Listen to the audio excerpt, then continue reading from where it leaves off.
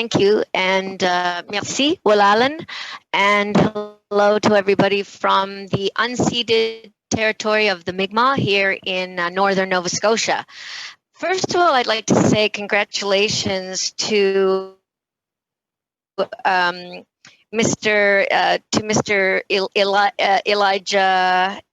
Elijah Williams for your students. That's wonderful to hear. Many of our students from Truro actually go to Sheridan College to study musical theater and things like that. So I'm well acquainted with it. So congratulations. That's really great news.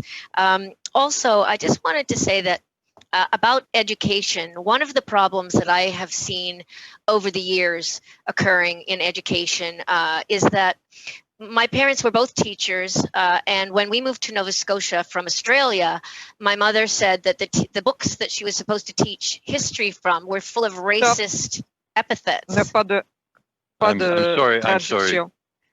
There's no translation. Ms. Zan, there's no translation right now. We're going to just suspend briefly and allow the text to see if they can fix that. Okay, let me just start right in there again. Listen, I think one of the problems in Canada, and actually probably most of the world, is when it comes to education, the textbooks that have been used for many years, have been racist. So when my mother and father and I moved to Nova Scotia from Australia back in 1968, my mom said that she was supposed to teach history, and she showed her class. She showed them the history books, and she said, "I'm going to show you, class, where these books belong." Clunk, she threw them in the garbage cans in front of the class. And she said, "I refuse to teach you because these are racist for the Black community and for our First Nations people. It's not true what they're teaching." My father taught at the Teachers College in Truro, and there were no Mi'kmaq teachers, none in Nova Scotia. So he and Noel Knockwood and Bernie Francis, two incredible Mi'kmaq gentlemen from Nova Scotia, got together and they put a program together called the Mi'kmaq Teachers Training Program. This is in the early 70s. And they trained Mi'kmaq students to become teachers, and they graduated 13 teachers. Now, some government of the day eliminated that program after that.